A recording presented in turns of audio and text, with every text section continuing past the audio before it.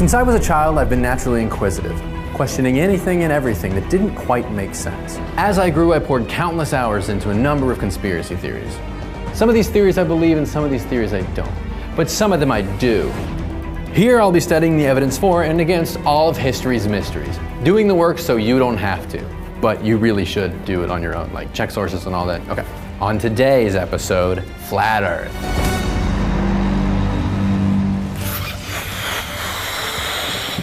A lot of people would have you believe the Earth is round.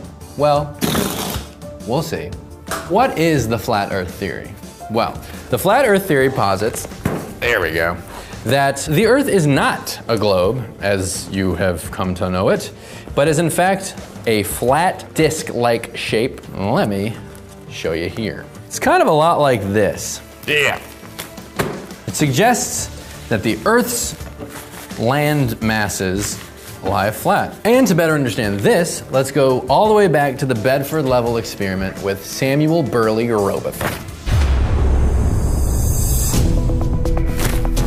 So let's go to the chalkboard in the Bedford Level experiment. Sir Samuel Burley Robotham, don't know if that's how it's pronounced, kicked off this whole flat Earth thing with the Bedford Level experiment. I'll write it here. Bedford Level X. This is the loudest thing in the world. Experiment. What he did is he started on a long river and he stood here, this is him, with a telescope. Boop, boop, boop, boop. And he had his friend in a boat, boop, boop, boop, boop, boop, boop, boop, boop, ride a number of miles down the river. So this was what he was suggesting. Because of the curve of the globe, he shouldn't be able to see his friend after about 6 miles. The top of the sail should have been about 11 feet under his view, but instead, he saw his friend go like more than 6 miles. The whole time he saw the whole boat and the whole thing just like this. That led him to thinking that Earth is not a globe. Wait, globe, there we go.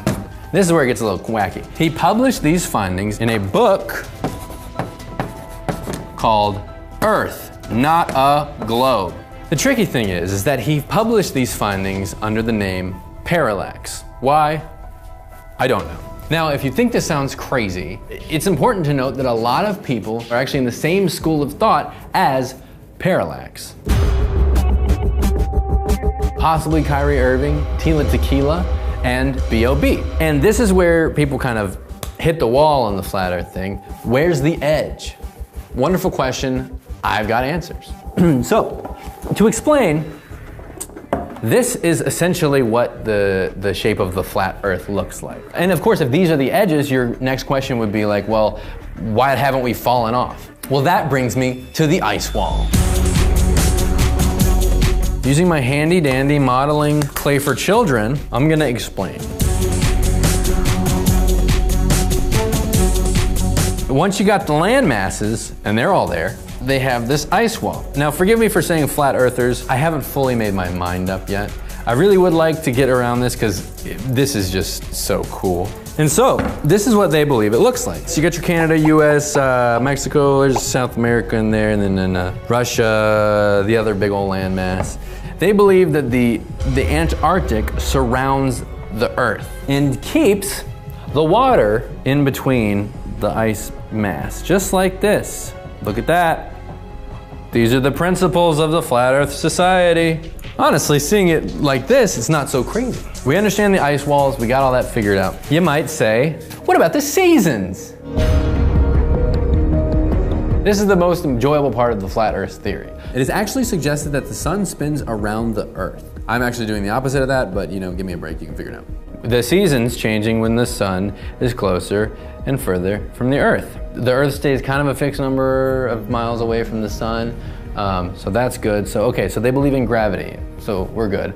No, they don't. Gravity is a hoax.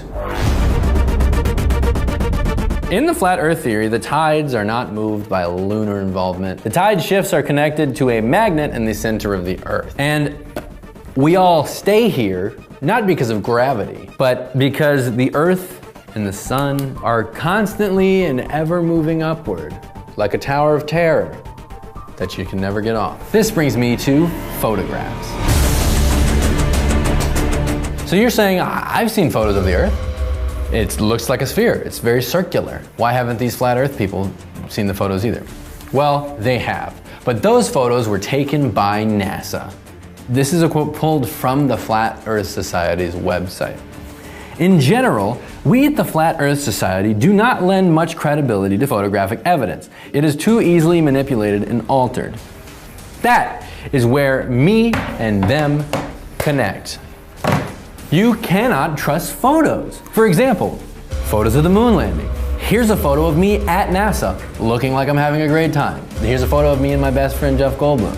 I've never met him. And on the whole, the Flat Earth Society doesn't believe anything that NASA says or does. They don't believe that we've ever been to the moon. Me neither. So if they're not gonna believe other people's photos, why don't they take their own? Well, they've tried. They don't even know what's underneath the Earth because they can't get outside of this ice wall to get a good pic. They have no idea. One man even tried to shoot himself into the sky to get a good photo of the circle. Listen, global warming is gonna melt away that ice wall. We're all gonna swim out and just fall over like a waterfall. And I, for one, can't wait. But as Reading Rainbow always said, don't just take my word for it. Look it up yourself. Do the research on your own.